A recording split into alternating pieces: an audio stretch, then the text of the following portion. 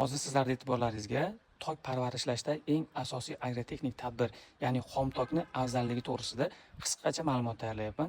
Kanalimizga obuna bo'lmagan bo'lsangiz, obuna bo'lib qo'ying. Bizni qo'llab-quvvatlash uchun like tugmalarini bosib qo'ying. Mana bu sizlar ko'rib turgan tok, ya'ni uzumlar oltiariq uslubida, ya'ni so'ri tokda parvarish qilinadi.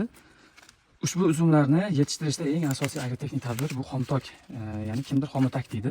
Buni afzallik tomoni shundaki, tokdagi asosiy kasalliklar mildiyu, ya'ni xalq tili bilan aytganda zang, yoki bo'lmasam antraknoz, yoki bo'lmasam oidium, yoki bo'lmasam xalq tili bilan aytganda sho'r, chang kabi kasalliklarni kelib chiqishini oldi olinadi. Bunda havo yaxshi aynaladi, quyosh nurini ola ko'lanka, ya'ni to'g'ridan to'g'ri emas, balki quyosh nuri ham tushishi natijasida turli zamburli kasalliklarni kelib chiqishi oldini olinadi. Namlik oshib ketmaydi, havo yaxshi aynaladi.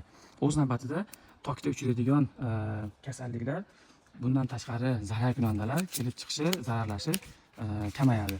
Bizni Farg'ona viloyatida Oltiariq tumani o'z uzumchilik maktabi bilan dunyoga mashhur. Albatta, Oltiariqda bir xalq tilida gap yuradi, bir xomtok, bir tapaz degan, ya'ni tapaz bu fungisid, bilasizlar. Tokda uchraydigan o'sha sho'r, oidium, chang degan kasalliklarni xalq tilida aytganda kelib chiqishini oldini oladi, bo'lsa davolaydi. Ya'niki xomtok qilganda shu kasallikka qarshi qo'llaniladigan fungisidlarni o'rnini bosadi degan ta'bir yuradi. Xomtok qilinayotganda mana bu bitta novda bo'ladigan bo'lsa, buni katta kichikligi va daraxtning quvvatiga qarab turib 4 tadan 6 tagacha novdalar qo'yish mumkin. Biz 4 ta qo'yamiz. 1, 2, 3, 4. Mana oshiqchasini, keraksizlarini olib tashladi, hatto mevasi bo'lsa ham. Chunki mevani ko'p bo'lishi bu sifatli bo'ladi degani emas.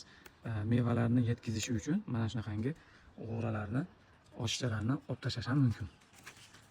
Bunda quyoshning nurida to'g'ridan to'g'ri emas, ola ko'lanka usulida tushib turish kerak. Ya'ni havo yaxshi aynaladi, oshiqcha novdalar yoki bo'lmasam novdalarni ichidan chiqargan yosh mana bunaqangi novdalarni ham olib tashlash kerak.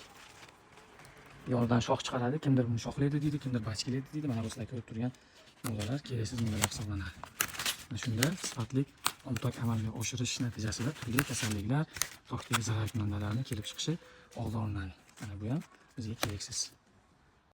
Yuqorida sizlar ko'rib o'tgan mana bu yomg'ir tomchilariga o'xshash oq dumaloq narsalar, bu sizlar o'ylagan shira yoki bo'lmasam turli xil zararkunanda qurtlarni yoki bo'lmasam zararkunandalari tuxumlari emas. Vaholanki tokda, ya'ni uzumda bir xususiyat bor.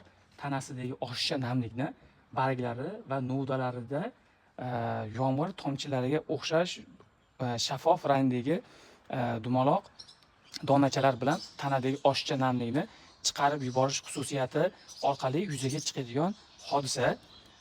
Bunday holatni ko'rib, turli xil preparatlar sepib yoki bo'lmasam oshiqcha xarajat qiladigan tok yetishtiruvchi tanish do'stlaringizga videoni yuborib qo'ying. Aytgancha, kanalimizga obuna bo'lmagan bo'lsangiz, podpiska tugmalarini bosib qo'ying.